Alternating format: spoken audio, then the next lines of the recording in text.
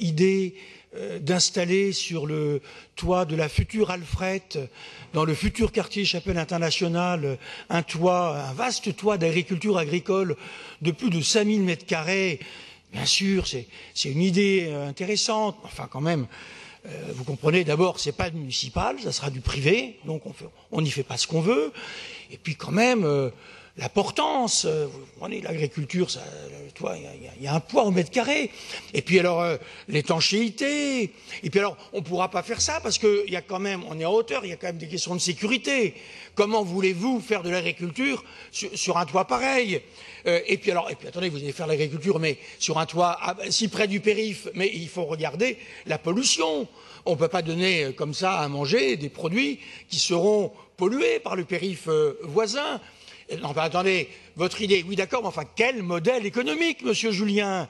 Non, non, franchement, un toit, puisque vous voulez du verre, un toit végétalisé, un tapis de mousse sur ce toit, ça serait quand même beaucoup plus réaliste.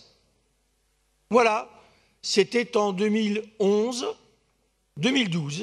j'étais adjoint au maire du 18e en charge des espaces verts, et j'avais eu cette idée.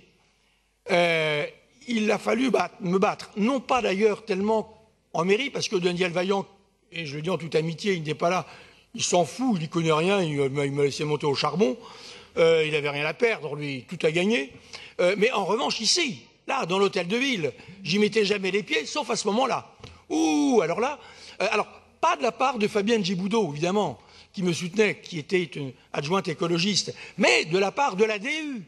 De la part d'autres adjoints concernés, peut-être aussi de la culture des services qui étaient là et qui m'opposaient. J'avais dû aller à mes frais, je vous rassure, à New York, à Brooklyn, visiter les toits, à Brooklyn Grange notamment, et je me souviens avoir fait circuler des photos dans une réunion qui avait lieu je ne sais où ici, pour essayer de convaincre. Mais enfin, et on nous a mis les bâtons dans les roues. Je me souviens comment, avec Fabienne, et ça s'est joué de très peu, le permis de construire, décembre 2012, c'est au dernier moment qu'on a introduit dans le PC 2 éléments, la portance de 700 kg au mètre carré et l'étanchéité du toit.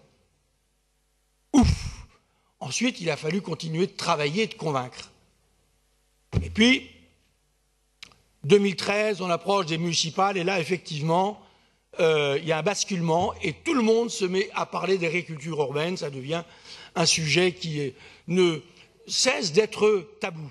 Mais je voulais témoigner quand même de cette résistance que les écologistes ont connue, à laquelle ils sont heurtés pendant des années, parce que nous portions une utopie.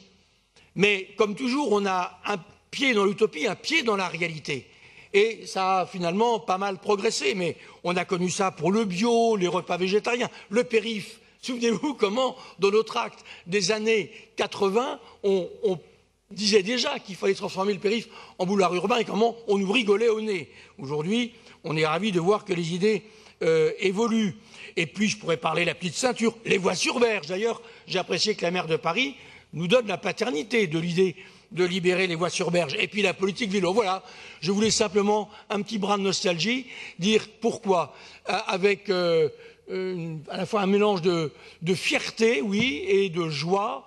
Et c'est pas politicien de dire que nous sommes heureux de voir que les idées écologistes sont plus ou moins bien, plus ou moins reprises un peu par tout le monde, même si je continue de penser qu'il n'y a pas d'écologie sans écologistes. Nous voterons donc avec plaisir cette délibération.